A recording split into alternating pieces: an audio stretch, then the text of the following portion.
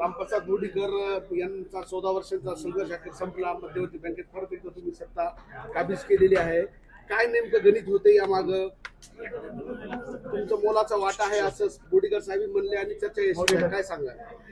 हे बघा, या ठिकाणी आपला जो पॅनल होता बँकेचा तो महायुतीचा होता आणि सर्व आमदार या दोन्ही जिल्ह्याचे, परभणी हिंगोली जिल्ह्याचे आपल्या पॅनलमध्ये होते आणि त्यामुळे आणि खास करून रतीने की ही निवडणूक बिनविरोध झाली पाहिजे आणि अनुभवी रामप्रसाद बोर्डीकर साहेबांना या बँकेचं चेअरमन केलं पाहिजे असा विचार त्यांनी केला आणि सर्वच संचालकांना ह्या बाबतीमध्ये त्यांनी तयार केलं आणि त्यामुळे आज या ठिकाणी बिनविरोध अध्यक्ष आणि उपाध्यक्षाची निवड झालेली आहे. राजेश गोरेगावकरजी हे हिंगोलीतून ह्या बँकेचं नेतृत्व करणार आहेत आणि मला अपेक्षा आहे की परभणी हिंगोली जिल्ह्यातील शेतकऱ्यांच्या हिताचे निर्णय आपल्या दोन्ही जिल्ह्यांमध्ये चांगल्या पद्धतीने सहकारी संस्था वाढल्या पाहिजे, सहकाराचं चळवळ वाढली पाहिजे, यासाठी सर्वच संचालक मंडळ सकारात्मक आहे आणि चांगल्या उद्योजक घडवावेत, तरुण महिला यांना उद्योग या ठिकाणी करता यावा, शेतकऱ्यांचं हित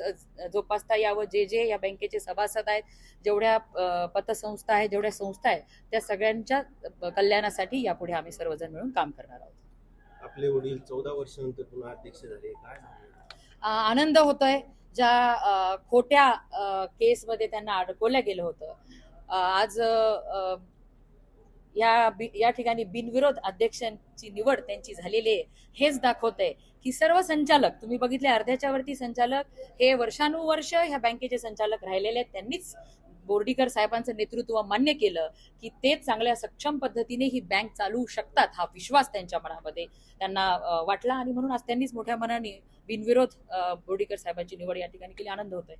आपल्या माध्यमातून बँकेमध्ये आणखी काय नवीन? मी आताच सांगितलं, सहकाराचं जाळं अधिक सक्षम करण्यासाठी सहकारी संस्था, सहकारी जे काही देशाचे सहकार मंत्री अमितभाई शहा ह्यांच्या संकल्पनेतील आणि मुख्यमंत्री देवेंद्र फडणवीस साहेब यांच्या संकल्पनेतील सहकार चळवळ आपल्या परभणी हिंगोली जिल्ह्यामध्ये आपण या ठिकाणी अधिक भक्कम करणार आहोत. थँक्यू. ओके.